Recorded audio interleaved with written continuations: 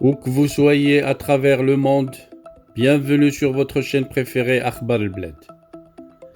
La piste algérienne dans l'assassinat des journalistes de RFI. Le dossier judiciaire des 2 journalistes de RFI assassinés au Mali, voici 8 ans, Rizlan Dupont et Claude Verlan, a commencé à livrer quelques pistes troublantes qui mèneraient pour certaines vers les services algériens, soucieux de contrôler le Nord Mali sans qu'aucun journaliste puisse enquêter sur leur réseau et leurs manipulations. Avant de détailler le sujet, n'oubliez pas de vous abonner à votre chaîne préférée Akhbar el-Bled et surtout de cliquer sur la cloche pour recevoir à chaque fois qu'il y a du nouveau la notification qui vous informe et qui vous donne accès aux nouveautés à travers le monde au bout d'un clic. Bonjour. Il y a 8 ans que Rizlan Dupont et Claude Verlan ont été assassinés à Kidal le 2 novembre 2013. Ils étaient en reportage lorsqu'un commando de 4 personnes les a enlevés, puis assassinés à quelques kilomètres de la ville. Un assassinat revendiqué par Al-Qaïda de Maghreb islamique. 8 ans plus tard, de nombreuses zones d'ombre subsistent toujours. L'enquête judiciaire se poursuit en France et au Mali. Il ne reste désormais plus qu'un ravisseur encore en vie. La justice a continué cette année son travail de fourmi et auditionné de nouvelles personnes. Si rien n'a filtré de ces entretiens pour des raisons de secret de l'instruction, ils ont en tout cas ouvert de nouvelles pistes puisqu'ils ont motivé une série de demandes d'actes de la part des parties civiles qui réclament de nouvelles auditions et l'accès à certains documents. 8 ans après les faits, l'enquête judiciaire est donc encore loin d'être terminée.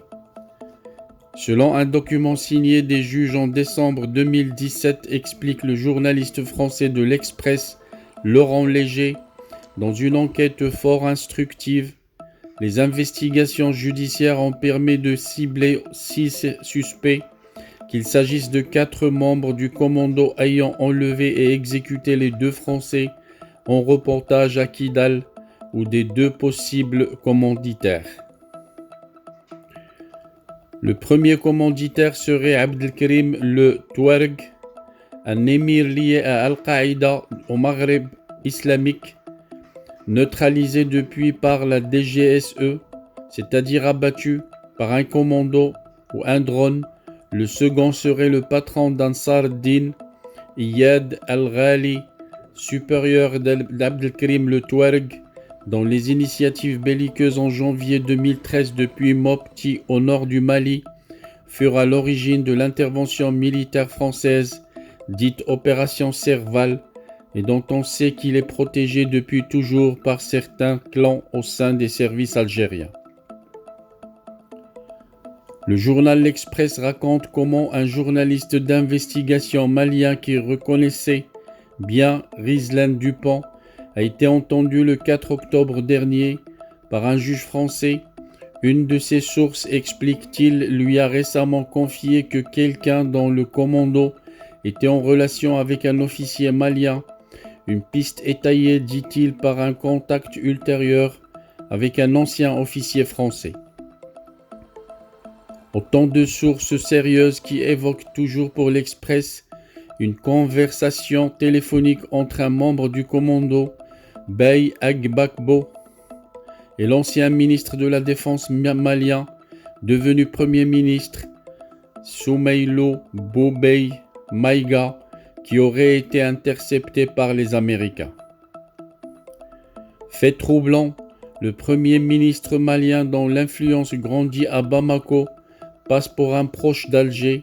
À peine nommé, il se rendait à Alger. On le découvrait aussi en déplacement officiel dans le nord du Mali, et cela sans difficulté majeure, alors que cette partie du territoire est généralement jugée dangereuse par les membres du gouvernement de Bamako, qui y risquent un attentat hostile.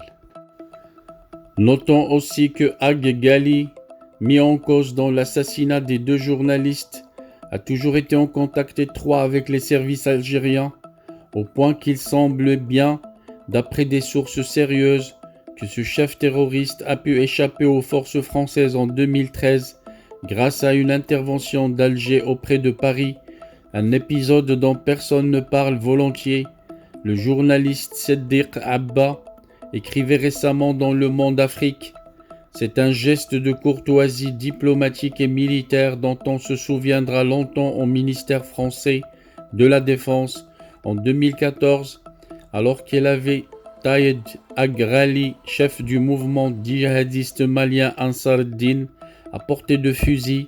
La France a choisi de prendre l'avis d'Alger avant d'agir, plutôt que de le neutraliser ou de le capturer vivant, et d'ajouter pas si peu fier de cette marque de considération.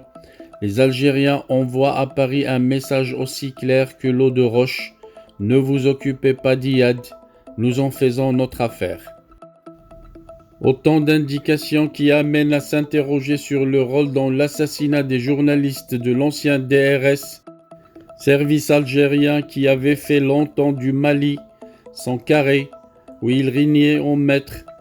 En 2013, les patrons du DRS ont vu d'un fort mauvais œil l'intervention française au Mali, qui a été rendue possible grâce à la bonne entente qui régnait alors entre les présidents Bouteflika et Hollande, mais contre laquelle ils étaient vent debout. De là, l'hypothèse non confirmée à ce jour que l'assassinat des deux journalistes aurait pu être un message clair des services algériens à Paris sur la présence peu souhaitée des Français au nord du Mali. Ne rien lâcher.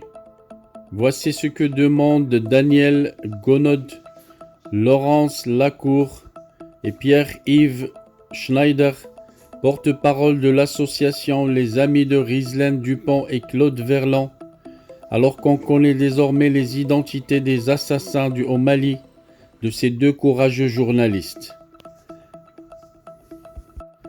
Les tueurs et leurs commanditaires sont nommés, identifiés et bien connus.